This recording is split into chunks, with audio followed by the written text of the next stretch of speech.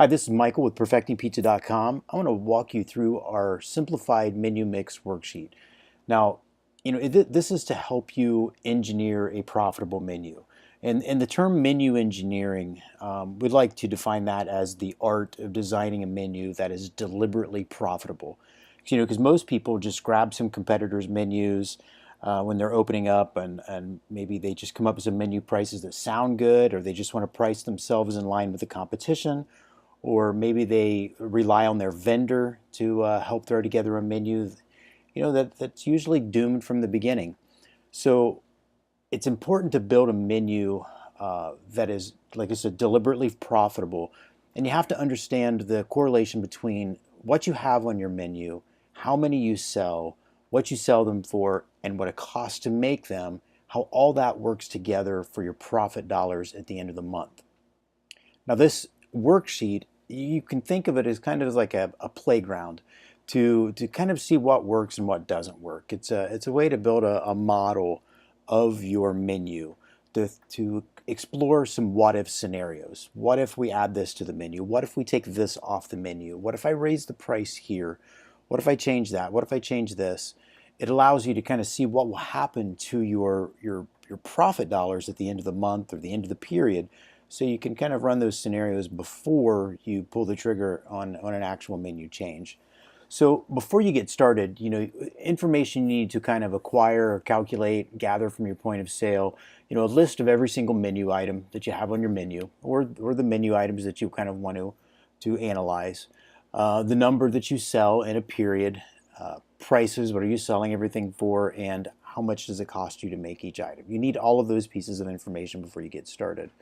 Now, you can use this worksheet for whatever period you want. You can do it for a week, you can do it for a month, a quarter, a year, whatever you want to do. It doesn't matter. It's a pretty simplified worksheet. So 4 columns that you need to be aware of how to use. You've got the menu item column here, the number sold, sell price, and food cost. Everything else over here becomes calculated by the spreadsheet. So we're going to go ahead and add a menu item. We're going to say a 10-inch cheese pizza.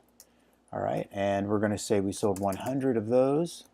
We sold those for $8.99, and let's say the food cost was $1.75. Okay, and then you just keep on going until you get all the way down to the bottom, and then you can add additional lines. So let's say we want to do a 12-inch cheese pizza. 12-inch cheese pizza, we're going to sell 150 of those for $12.99, and the cost is $2.50. And then we're going to sell a 14-inch cheese pizza, and we're going to sell 200 of those for $14.99, and the cost on those is, let's say, $3.50. All right, and we just keep on going. We can add a 20 ounce Coke, and we're going to sell 100 of those, and the sell price is going to be $1.89, and it costs us, say, 75 cents. Okay, so we got a few things in here we can look at. So what you'll see here is the total sales. This column is going to be the number sold multiplied by the selling price. Gives you your total sales. Total food cost is going to be the number sold multiplied by the cost to make each one. So in this case, 100 times 175 is going to be $175. Food cost percent is going to be the food cost divided by the selling price to give you the percentage. Profit dollars, this column is going to basically be your total sales, $8.99, minus the cost to make all of those sales, $724. And then the next 2 columns here, a little more complex to figure out, but it's actually pretty simple. Percent of sales. So all of these items added together are 100% of your sales.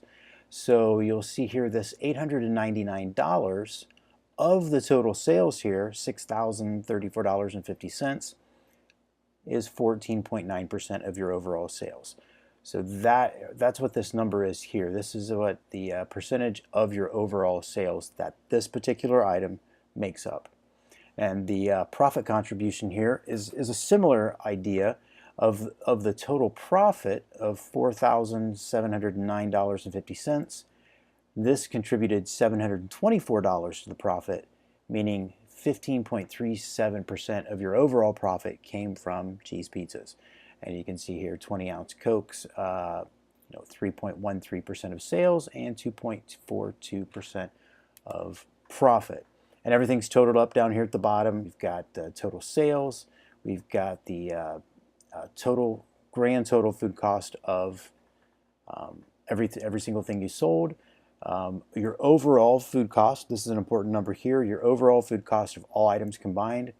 You've got your profit here, overall profit of all these items, and this will always add up to be 100% and 100% here.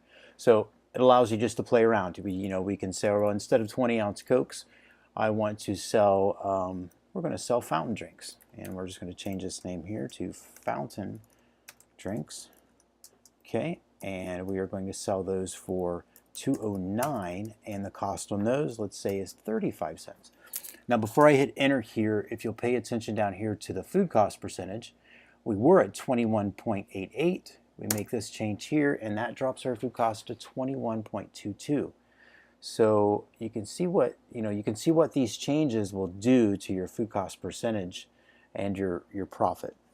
Now, just some other functionality of the spreadsheet. If you click on Sort List Alphabetically, it's going to sort these things over here for you, which they're already in alphabetical order. Add a new line. Let's say you get to the bottom here and you need another line. Click on Add a New Line, and it's going to dump one in here at the top. After you go ahead and say we're going to put this, we'll go ahead and put meatballs here. Meatballs. Those we sold 50 of those. We sold them for $5.99. It cost us $2 to make.